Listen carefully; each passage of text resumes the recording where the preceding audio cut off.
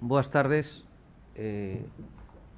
Quero dar as grazas, en primeiro lugar, ao Concello de Lourenzá pola súa acollida. O que lamento é que non poida durar algúns días máis este curso de verán. Personalmente marcho con mágoa. Grazas tamén a Real Academia, ao seu presidente, por lembrarse unha vez máis do meu nome. Grazas tamén ao director deste curso, Enrique Monteagudo, polo mesmo motivo. E grazas a profesora Vilavedra pola súa presentación. Son censurólogo, pero continuo sendo traductólogo e lusitanista, non lusista, si lusitanista. Ben, o que vou facer é realizar unha exposición dun guión do artigo que aparecerá íntegramente no boletín. Ese guión, para asustarme o tempo concedido, vai ser lido con apoio nunhas poucas ilustracións e máis. O obxectivo da miña exposición é abordar, como xa se indica no título, a actividade editorial de Fernández del Riego. Na personalidade tan diversa de Del Riego, a faceta de editor tal vez sexa unha das dimensións máis importantes e seguramente unha das máis perdurables. A esta faceta de Del Riego penso que non se lle dedicou toda a atención debida. Sobre Del Riego como editor podemos especialmente mencionar achegas de Víctor Freixanes, o noso presidente. A primeira chega é o traballo Pulmón e Músculo, de 2013. Pulmón e Músculo, estas son dúas imaxes ben expresivas que definirían a actividade editorial de Del Riego.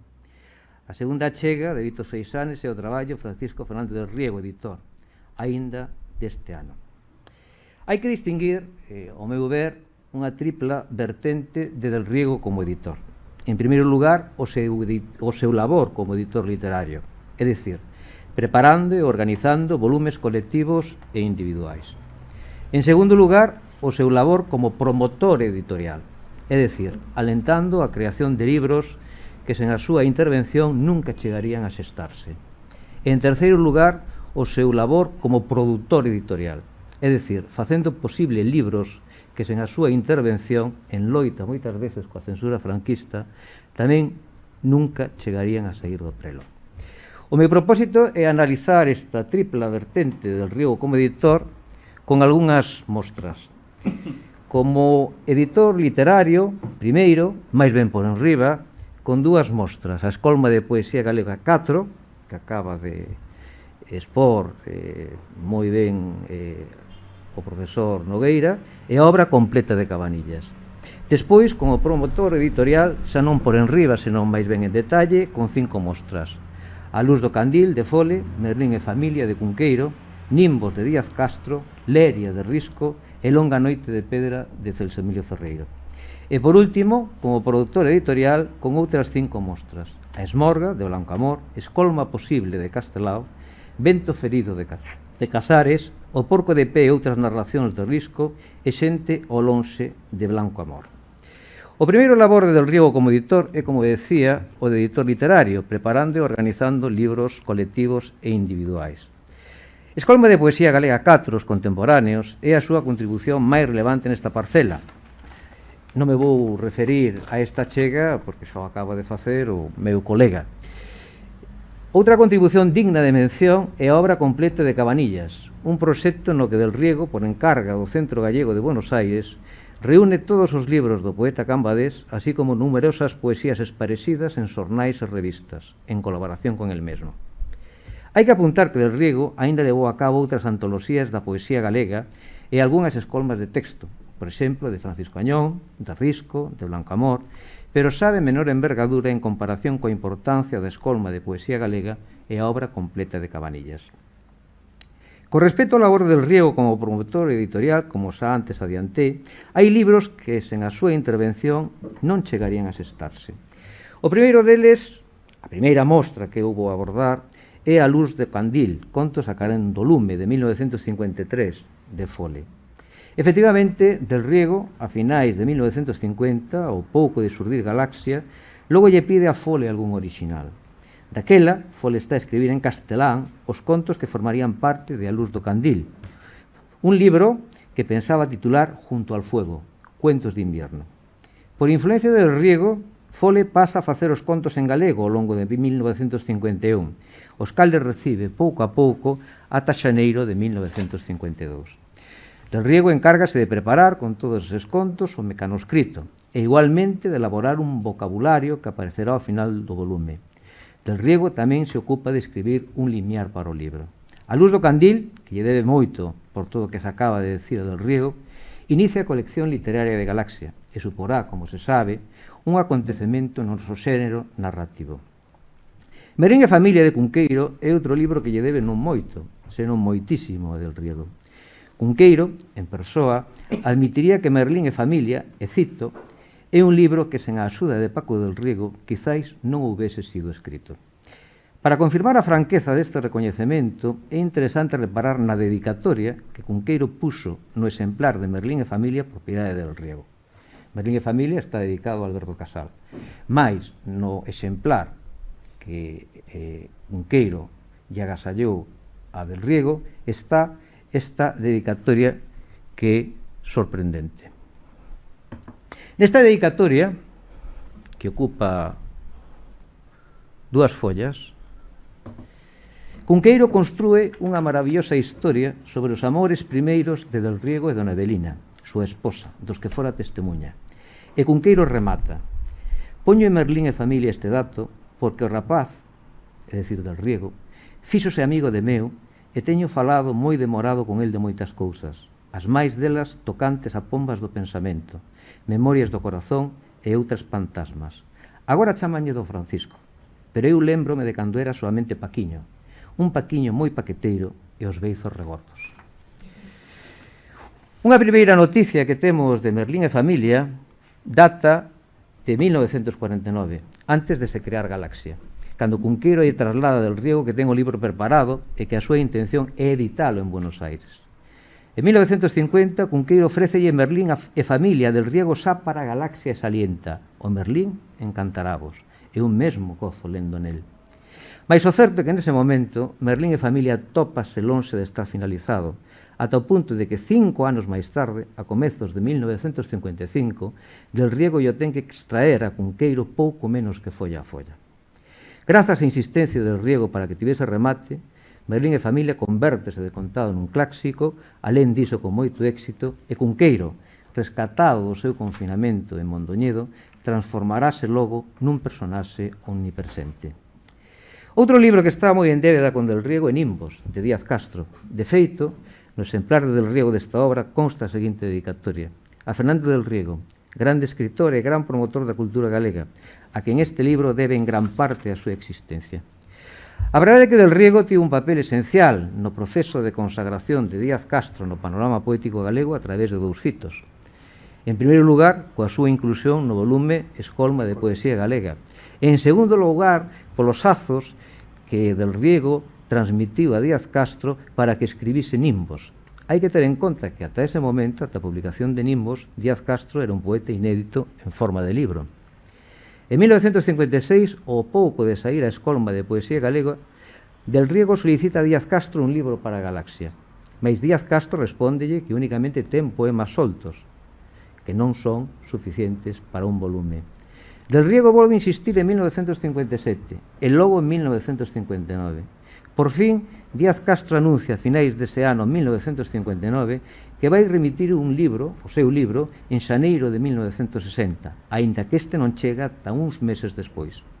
Díaz Castro escríbelle isto a Del Riego cando finalmente manda a obra: quero, ante todo, facerlle presente a miña fonda gratitude polo seu interese, a súa amable insistencia e a súa inacabable paciencia á espera deste libro, e ao mesmo tempo rogarlle me desculpe esta demora realmente histórica. Como se sabe, Díaz Castro pasaría asiña a erixirse para o círculo de Galaxia no mellor poeta galego entre os que hoxe viven, conforme Ramón Piñeiro expresaba nunha carta a Basilio Losada. Un libro máis que nunca se faría sin a intervención de Del Riego, Eleria, de Risco. Xosé Manuel Soutullo fixo referencia a isto na súa intervención. Del Riego xa lle pide algunha cousa a Risco para a Galaxia en 1950, mas Risco respóndelle: en canto se me ocorra un tema, anunciareicho, para ver se serve. Quedar, ainda quedan cousas que decir, pero esta adversativa ocultaba realmente bastantes cousas nas que non vou entrar agora. En 1958, Del Riego proponlle, agora a Risco, que xunten un libro as súas colaboracións en xornais de antes da Guerra Civil. Esta é unha proposta de Del Riego. Risco contesta comprometéndose a buscalas, en concreto as que difundiran a sección chamada Leria. En 1960, Del Riego ten que volver a reiterar a súa petición de facer un libro con algunhas prosas de Risco, que lle escribe: recibín unha chea de recados teus, aínda que non o queiras creer, o teu interese no asunto chégame moi fondo, e non o podo esquecer. Risco considera que aquelas colaboracións xornalísticas de antes da Guerra Civil que xa localizou non lle parece que teñan vixencia. Cree que é mellor recadar algúns dos seus traballos na revista Nós, xunto con algunhas cousas máis. Del Riego é quen reúne todos os orixinais e logo mándallos a Risco para que os supervise. Cando Risco recibe o exemplar de Leria, escríbelle a Del Riego: grazas ao teu cuidado, xa teño Leria nas mans, por certo, ben feitiña de verdade. Agora, a quen hai que dar o parabén é a ti, que sacaches unha cousa ben feita de certo. En quinto e derradeiro lugar, Del Riego tamén ten unha participación determinante para que Longa Noite de Pedra saia á rúa, aínda que Celso Emilio Ferreiro, coa súa impenitente ingratitude, non o recoñecese. Falou disto novamente Xosé Manuel Soutullo na súa intervención. Tras estar en marcha a colección Salnés, que el mesmo fundara, Del Riego proponlle a Ferreiro que publique un libro aquí. Nesa altura, Ferreiro é un poeta que está bastante alongado da súa posterior notoriedade. Publicara 2 libros en castelán nos anos 40 e publicara O sono sulagado en 1955, con 41 anos, que pasara con máis pena que gloria, provocando esa cativa recepción de Salento en Ferreiro. Para responder ao convite del Riego, o que Ferreiro ten nese momento é un feixe de poemas soltos, escritos máis ben nos últimos anos. Del Riego, quen xa tratara con deferencia a Ferreiro na súa escolma de poesía galega de 1955, ten relatado que no seu despacho como abogado na rúa Blázquez Moreno en Vigo se xunta varias jornadas con el para artellar en Longa Noite de Pedra. E máis, a escolla do título Longa Noite de Pedra é ocorrencia de Del Riego, e tamén el decide prescindir do poema Carta a Foucault Busan por consideralo un panfleto, favorecendo así o paso do libro pola censura. Como é coñecido, os 750 exemplares de Longa Noite de Pedra, e en especial os milleiros de exemplares da traducción castelá Larga Noche de Piedra, impulsarían inopinadamente a carreira de Celso Emilio Ferreiro. Con relación, por último, ao labor del Riego como produtor editorial, xa indiquei que hai libros que, sen a súa intervención, batallando neste caso coa censura, non chegarían a sair do prelo. Unha primeira mostra é A Esmorga de Blancamor. Isaac Díaz Pardo transporta o orixinal da Esmorga da Argentina a finais de 1955 e entrega a Galaxia, probablemente a Del Riego, para que o edite. Díaz Pardo escribe a Blancamor por aqueles días: todos os de Galaxia están entusiasmados co teu libro, principalmente Paco Del Riego. O propio Del Riego mándalle por entón unha carta a Blancamor onde manifesta: a noveliña que mandaches por Díaz Pardo gustounos moito a todos polo seu extraordinario valor literario. Satisfainos podela editar, tanto polo que a obra representa para o noso idioma, como por incorporar o teu nome ao labor de Galaxia. En por iso, como se sabe, a Esmorga é prohibida taxativamente pola censura. En 1970, a Esmorga sae por fin en Galicia, inicialmente o Aveiro de Edicións Castrelos, pero Del Riego, xunto con Piñeiro, convence a Blancamor para que aparece en Galaxia. A obra é agora autorizada pola censura, mais con algúns cambios. Tras recibir os primeiros exemplares, Blancamor escribe a Del Riego: recibín a Esmorga, precioso libro, editorial e tipográficamente. Del Riego tamén estivo detrás, en segundo lugar, da saída de Escolma Posible, antoloxía de castelá organizada por Marino Dónea con este título ben elocuente: Escolma Posible, onde se recollían páxinas de Sempre en Galiza. Editar a castelao, especialmente Sempre en Galiza, chegaría a ser durante o franquismo un debezo inalcanzable. Hai que lembrar a anécdota de que no ano 1965 mesmo circula o rumor de que en Cuba aparecera unha edición das obras completas de Castelao con prólogo nada menos que de Fidel Castro. Atribúese, por outra parte, a León Herrera Esteban, último ministro de Información e Turismo de Franco, esta sentenza: mientras haya ejército, siempre en Galicia no se podrá publicar en España.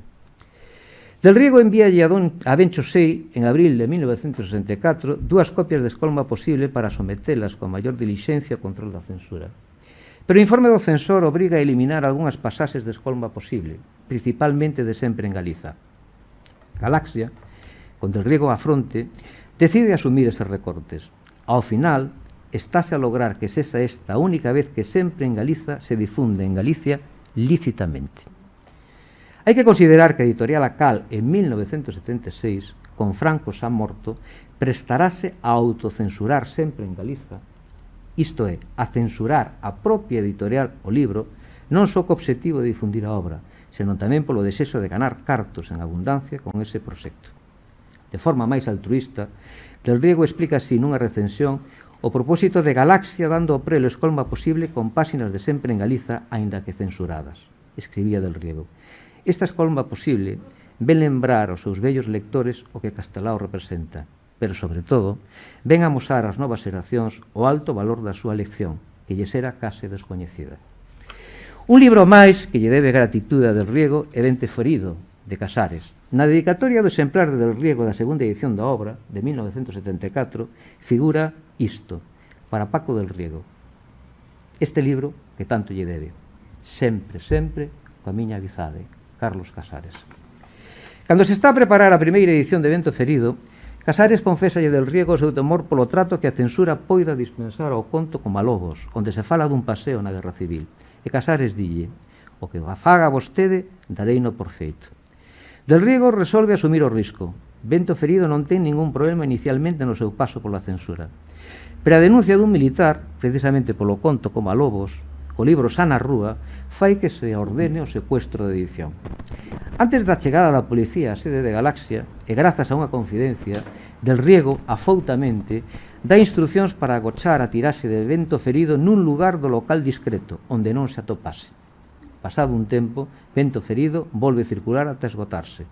Mesmo se fai unha reedición clandestina en 1974 da primeira edición. Clandestina porque, naturalmente, non se podía pedir permiso na censura dados os antecedentes. Unha nova mostra da implicación de Del Riego para que algúns libros se editasen, malas dificultades, é o volume O Porco de Pé e outras narracións de Risco. Del Riego ocupase de preparar este conxunto de textos que recuperaba a prosa de ficción de Risco. Mais o libro encontra obstáculos no seu tránsito pola censura, que exixe modificacións. No informe do censor adúcese: en El Puerco de Pie e outras narraciones, os censores non respetaban o idioma original dos títulos. En El Puerco de Pie e outras narraciones, el autor nos brinda unha crítica dura, agraz e despectiva de la sociedade española. Con celeridade, Galaxia presenta un escrito de alegacións convincente, baseado en 2 argumentos. O primeiro: todos os textos do libro son anteriores á Guerra Civil. E o segundo: o autor xa faleceu e non pode realizar as modificacións solicitadas pola censura. Este escrito de alegacións prospera e O Porco de Pé e outras narracións sae sen ningunha mudanza. Como última mostra, Del Riego desempeña unha función esencial para que Xente ao lonxe de Blanco Amor chegue ás mans dos lectores. Na dedicatoria autógrafa de Xente ao lonxe, propiedade de Del Riego, figura o seguinte: a Paco Fernández Del Riego, compañeiro arriscado e leal na empresa e botadura tan difícil deste libro. Xa a finais de 1965, Del Riego anima a Blanco Amor a escribir o que logo sería Xente ao lonxe.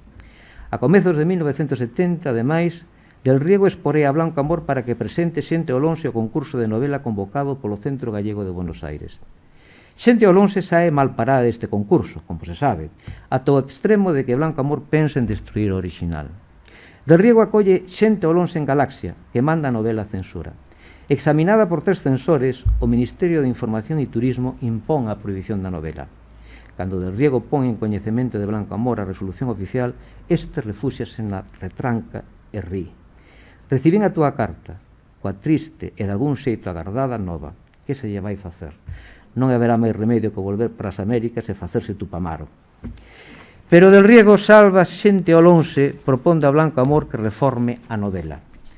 Del Riego escríbelle esta suxestión: merecería a pena, sen alterar a tese da novela, alterar determinadas pasaxes dela.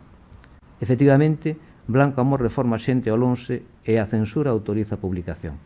Agora ben, cando a edición de Xentorón se está feita, a censura oponse a que se inclúan 4 das 6 ilustracións de Díaz Pardo que apareceran no volume. O que se lle ocorre facer entón a Del Riego é desmontar unha parte, non a totalidade, unha parte dos exemplares e volvelos a encadernar sen esas 4 ilustracións. Para ir rematando, e a vista de todas estas mostras, considero que é posible enumerar algúns trazos da actividade editorial de Del Riego. O primeiro trazo é o compromiso co espírito do colectivo Galaxia. O segundo trazo é a fidelidade sen disonancias aos principios dese colectivo. O terceiro trazo é a laboriosidade. Piñeiro resaltou a exemplar disciplina de traballo de Del Riego. E Franco Grande ao respecto apuntou: Don Paco, para descansar, cambia de traballo. Un cuarto trazo é a perseveranza. Marino Dónega evocou o talante tenaz de Del Riego. Lembraba unha carta súa recibida durante a Guerra Civil, onde lle dicía: non te desanimes, rapaz.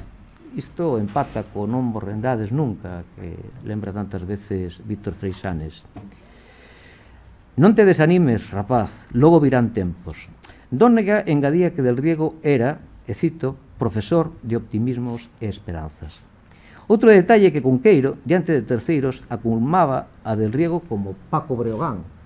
A profesora Vilavedra sabe o ben porque transcribiu esas cartas, equiparando a figura mítica polo seu denodo. O quinto trazo é a versatilidade. Del Riego ten aludido o seu desempeño, como lembraba Xosé Manuel Soutullo antes, de cometidos heteroxéneos dentro de Galaxia, desde a transcripción de orixinais, regularizando a ortografía, ata o traballo de impresión e de distribución, entre outras tarefas. O sexto trazo é a audacia. Franco Grande fixo fincapé en que, e cito, Don Paco non tiña tempo para perdelo en dúbidas inoperantes. O propio Del Riego caracterizábase a si mesmo do seguinte xeito: eu era un lanzado, e cando tiña que sacar adiante unha cousa, tiraba dela como fose. O sétimo trazo é eficacia. Unha actitude común en case todos os autores vistos, desde Fole ata Blanco Amor, é o seu sometemento ao criterio de Del Riego. Ti dirás é unha fórmula que adoitan empregar. Cunqueiro, nalgúna carta, mesmo chama Del Riego mariscal. En outra carta chámalle amado xefe. O oitavo trazo é o pragmatismo. Del Riego foi quen de asumir habitualmente unha perspectiva realista acerca da viabilidade de cada proxecto. Noutra oportunidade, contarei como Del Riego, por exemplo, conseguiu que se autorizase finalmente a publicación de A da esencia da verdade, a traducción prohibida de Heidegger. A peza fundamental foi Francisco Fernández del Riego. O noveno trazo é a abnegación. Del Riego deixou estas palabras sobre os seus esforzos a carón de Piñeiro e Isla Couto. Como eles dous, queimei horas, días, meses, anos ao servizo de Galaxia. Cheguei a ser, como se dixese, un obreiro do grupo. E para min, o derradeiro trazo décimo é a xenerosidade. O certo é que, revisando o seu proceder en todas as mostras analizadas, percíbese esa actitude de Del Riego cos diferentes autores. Vese que hai disposición a ter xestos, entre eles procurar pagamentos de Galaxia para evitar situacións de penuria. As circunstancias de Fole, Cunqueiro e Risco son especialmente precarias. Del Riego actúa con relación a eles tamén como incentivador moral. Fole prégalle: non deixes de escribirme axiña, pois é necesario estarmos en continua comunicación. Nunca tantos ánimos tive. Cunqueiro tamén lle suplica a Cunqueiro: non che parece que estou aquí xa só de abondo e que de vez en vez venme ben a carta dun amigo? Risco, pola súa parte, encomia o seu apoio: grazas por te lembrar aínda de min. Non sabes iso que vale. En definitiva, pódese concluir que Del Riego tivo un rol sobranceiro na conformación do canon da nosa literatura, preparando, promovendo e producindo libros. Celso Emilio Ferreiro vaduou nunha desafortunada ocasión que Del Riego era, e cito, el hombre de paja de Galaxia, pero nada máis afastado da realidade. Otero Pedrallo estimou públicamente: a empresa editorial máis grande e lexítima de Galicia non se comprende sen o constante afán, a paixón e o saber enorme e oportuno de Fernández del Riego. Gobernouna como unha ouriga a súa cuadriga, un enxeñeiro as súas galerías escuras e perigosas. Vai de pena proa do navío capitán. En certa maneira, pola xenial combinación de prudencia e temeridade, Galaxia é unha orquestra cusos acordes musicais sen o ritmo da batuta deste mestre de Branca e Leonina Cabeleira e a frase xusta, franca, verdadeira. E Otero Pedrallo, privadamente, escribíalle por outra parte del río: cóidese, aínda que só sexa por galaxia, que sería de nós sen vostede. Moitas grazas.